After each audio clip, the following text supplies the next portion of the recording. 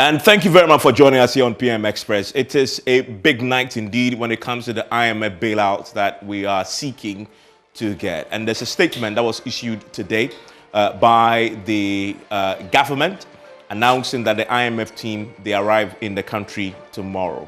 And they're going to be beginning in-person meetings with government officials as part of the conversation and negotiations towards an IMF program. The government has assured in that statement that it is determined and committed to get an IMF program as soon as possible, but one that will serve the best interest of the Ghanaian people. And so we need to ask the question, how do we get a deal we can live with? It is a very important question that we need to ask. What should this program look like? A program that will serve your interest and everybody else's interest. What should it look like? We're going to get into that with my guests when they join me shortly for a conversation. But before we do that, I want to do some numbers and get into some of the numbers shortly for you, just to understand, first of all, why we are where we are, but also the implications and how we got here.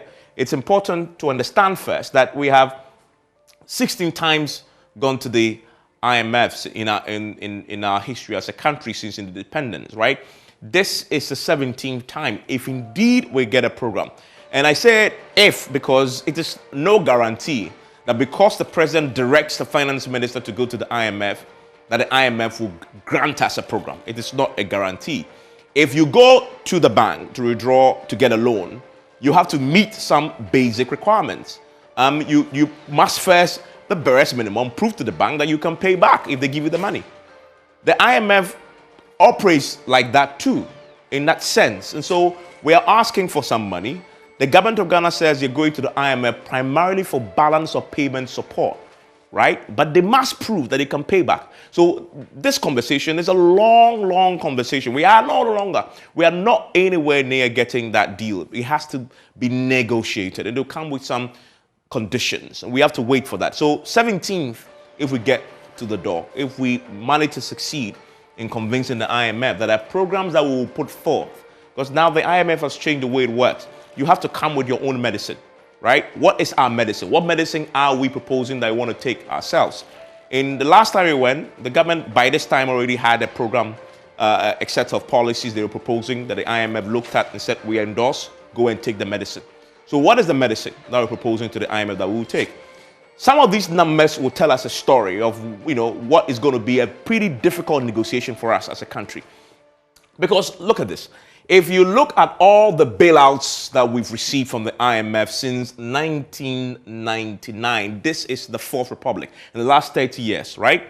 It comes down to a total of $1.96 billion. That's everything that the IMF has given us since 1999. In 1999, we went for 303 million. The last time we went, in 2015, that was a $900 million we got. If you put all that together, in 30 years, the IMF has only given us $1.96 billion. In the scheme of things, that's a mighty drop, right? But we go to the IMF for this because mostly it's beyond how much we get. The credibility they give us, the validation they give us, the fact that they almost all of a sudden overnight, it makes us credit worthy again. So we can go back and borrow on the Eurobond market. Now we are shut out from the market. So there's more to what the IMF brings to us than this amount. But I want you to keep your eye on this amount because it's important. In the monetary terms, 1.96 billion total amount of money we've gotten from the IMF since 1999 in 30 years. Why is that number important? If you compare to this, then the number becomes a bit more interesting. Because as I've said, from 1999 to 2015, the four programs that we've gone to the IMF for, all totaled just 1.96 billion. Do you know how much we got in 2020 from the IMF for COVID support alone? That's the number here, 2.4 billion in 1 year. 2.4 billion. That is almost twice as much as we've got in 30 years from the IMF. So it begs the question, What did we use the $2.4 billion for? Because after we've received this amount, we return to the IMF. Now, you remember that we got this amount from the IMF and the other supports that had come in from the World Bank, and the World Bank country director has spoken about this extensively, that they give us some money, right? IMF give us some money, other international partners give us some money, all amounting to this. So we got a lot of money, 2.4 billion. I mean, and the IMF is giving us 1.96 billion. And if you look at this, this is a source of this, IMF SDR calculations and then finance statements. That's where we got this amount from. That's a source of this. So the question needs to be asked, do you know how much you are asking the IMF for? According to the information minister, we are expecting something at the upper limit of $3 billion, right? But in 2020, because of COVID, we got this support, IMF, World Bank, others, 2.34 billion. So this couldn't solve our problem. Will 3 billion, assume we get that money, would it change anything? What would it change? Let's pay attention to that as we move. One of the reasons why we have to turn to the IMF is what this graph tells us.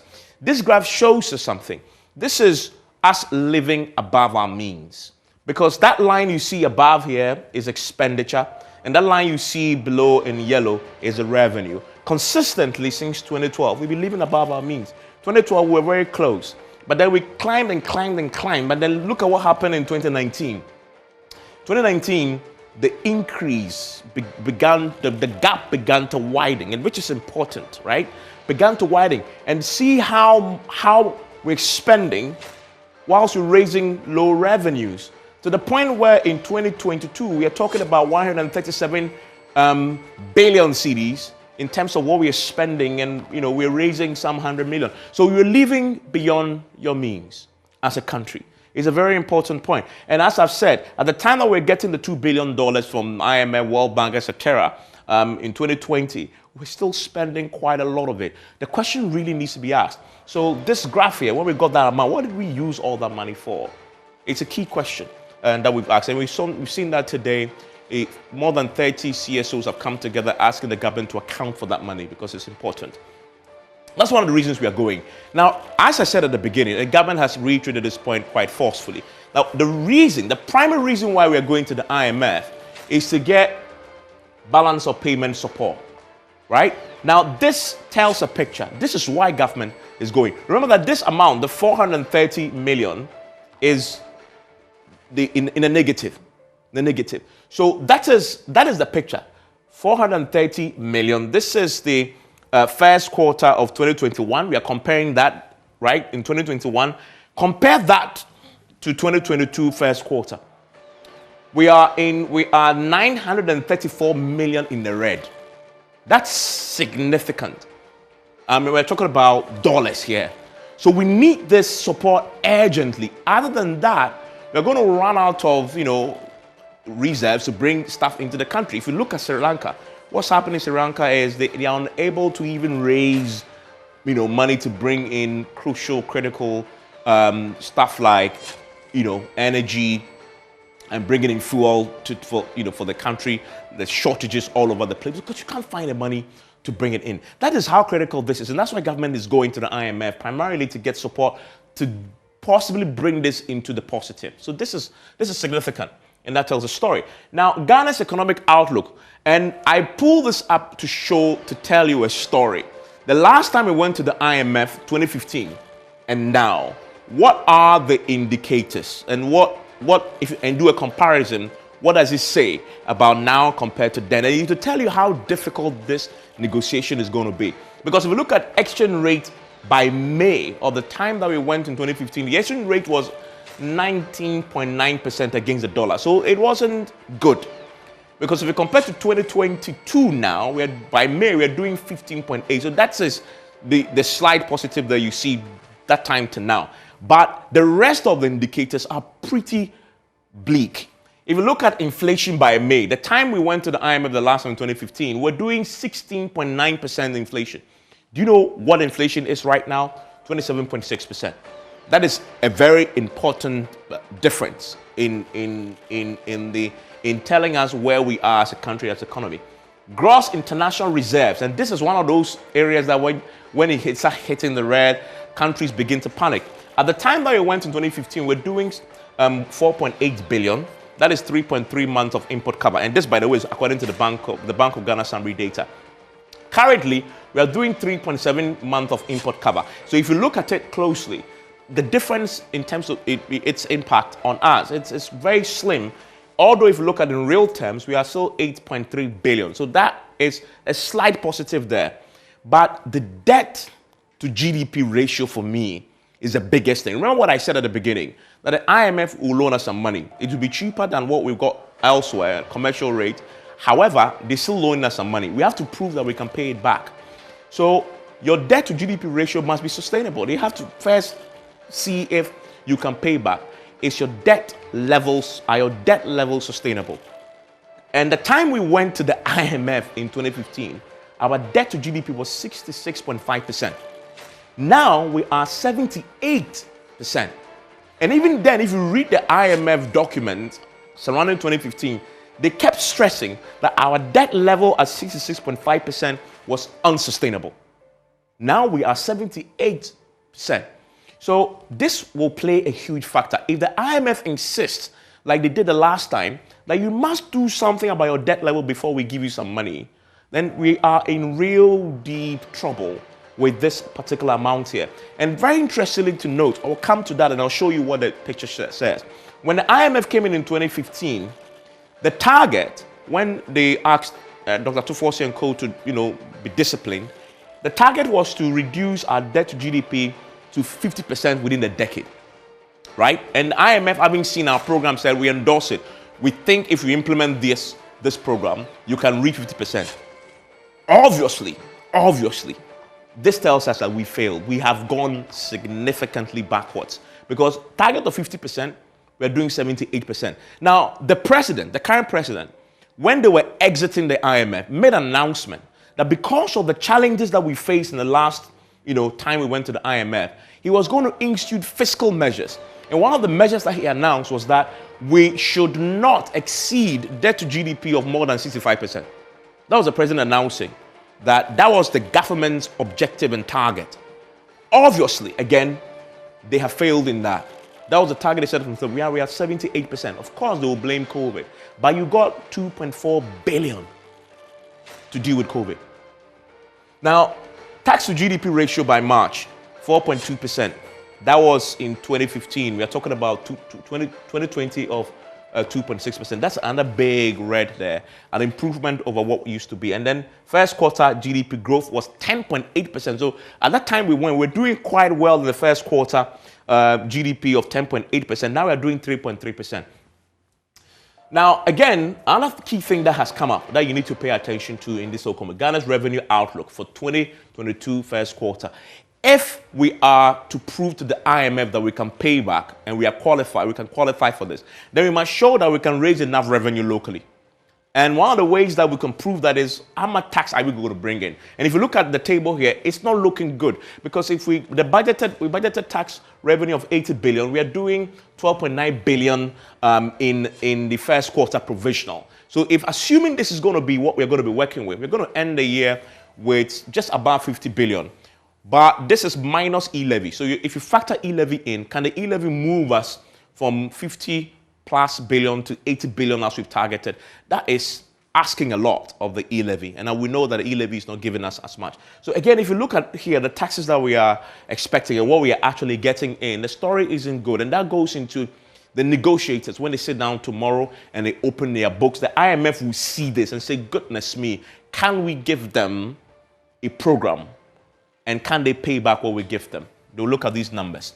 Finally, as we look at this, remember that the last time we went to the IMF, Seth Terkper and his team, the government, went with homegrown policies. They presented that to the IMF, and the IMF looked at it, make changes, etc., and they went back and forth and agreed. The closest this government has to that, the closest they've come to that is this raft of measures Ken Ofori-Atta announced at a major press conference a few months back. What did he announce? He announced that they were going to pass the e-levy, which has been passed, and so that's a revenue measure, is good. He announced a cut in discretionary spending by 30%. That again was good. Moratorium on purchase of imported vehicles for the rest of the year. He announced that. Eliminate ghost workers from the government payroll. And I assure you, look at all the programs that we've gone to the IMF for. That is one thing they insist we put in our program, right?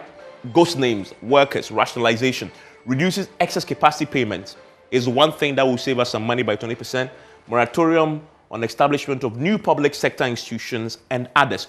The key question is, these set of measures were announced by Ken Ofori-Atta a few months ago.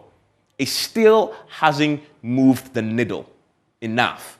Reason why we are going to the IMF. So we need to ask, what else is the IMF going to tell us to do that the finance minister didn't already announce the last time? Is it that they announced it but they haven't followed, and now the IMF will ensure that we abide? Because 30% cut in discretionary spending is quite significant. So really, what else is the IMF going to ask us to do? Now, if you compare to the measures that we saw in 2015, these were Setekpe's measures. Payroll cleanup was a key thing. Bringing wage bill to revenue ratio down from 53 to, and I bet you we're going to probably see something in this program as well. The wage bill is a big matter. This was a Setekpe target that the IMF agreed to.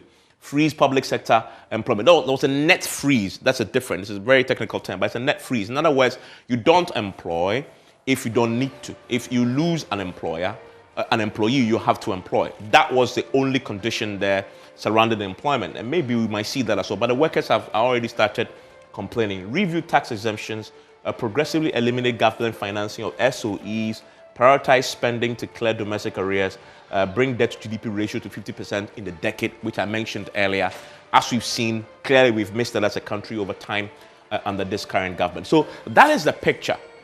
You're beginning to appreciate what the challenge is going to be for our negotiators when they sit down, because the books aren't good. If you compare to the 2020-2015 scenario, we are in more difficult times now than before in terms of the numbers. Some of them are good. Some of them, are good. Our reserve situation is better than then. But you're looking at a debt to GDP ratio. For me, that's key, of 78% compared to 66 just above there. And so that's going to be key. My guests are going to join me now because I need to ask them the question. Government had said that they want to get into a program that will bring us, that will be good for this economy, right? And as quickly as possible. What should that program look like? And on the back of the evidence that we've seen, what are going to be the hurdles that we need to cross when the IMF opens the book? You see there, my guest is joining me for a conversation. You have Dr. Atufo Singh. He was the finance minister, deputy finance minister, so he knows a thing or two about the IMF and how they do its business. We'll also be joined by Dr. Tua Champon, an economist, to look at this. That fundamental question we need to ask is, so what would this look like? What would this program look like? Or what should it look like to serve your interest and mine as well? My guest is joining me after this break.